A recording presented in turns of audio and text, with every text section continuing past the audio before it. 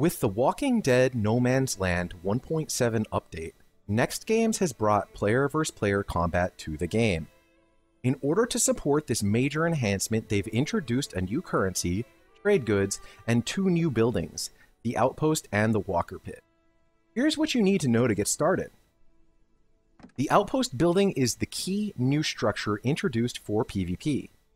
Once you build your outpost, you'll be able to manage your outpost map for defense and raid other players to earn influence and steal their trade goods. Upgrading your outpost is important for a number of reasons.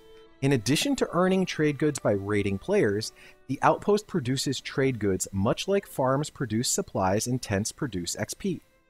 Also, just like your farms and tents, upgrading the outpost allows you to generate more trade goods per hour and increases the overall storage capacity. You can spend trade goods in the new trade rewards section to buy loot cards. You'll only be able to afford the more expensive guaranteed loot cards after upgrading your outpost a few times.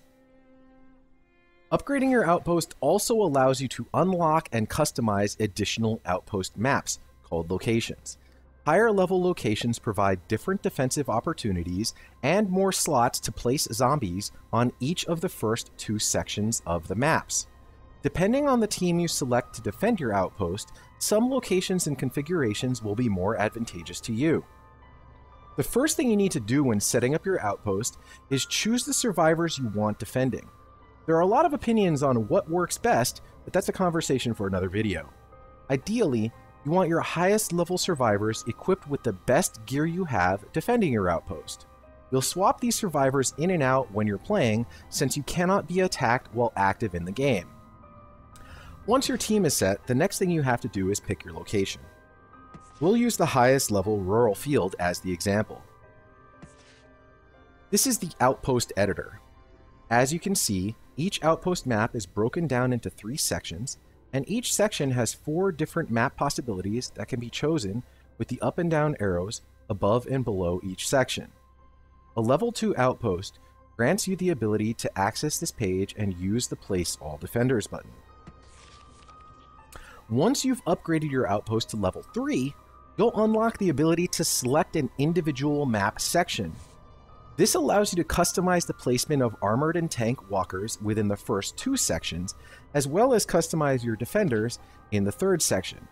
You can place them on offense, defense, or just make them stationary, although I'm not sure why you'd want to do that.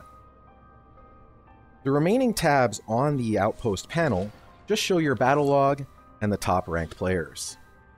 Overall, it's a simple and effective implementation that provides a lot of variety. The other major part of your outpost is collecting and upgrading walkers with your Walker Pit. In addition to spending trade goods on loot cards, you can also spend them on capturing and upgrading additional walkers.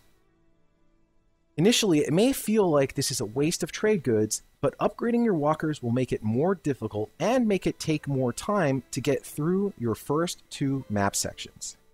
Also keep in mind that the initial level of your walkers dictates the level that additional walkers spawn at.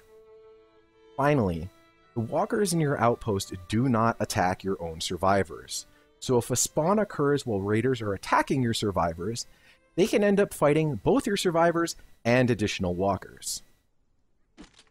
Thanks for watching my Getting Started with Outposts video.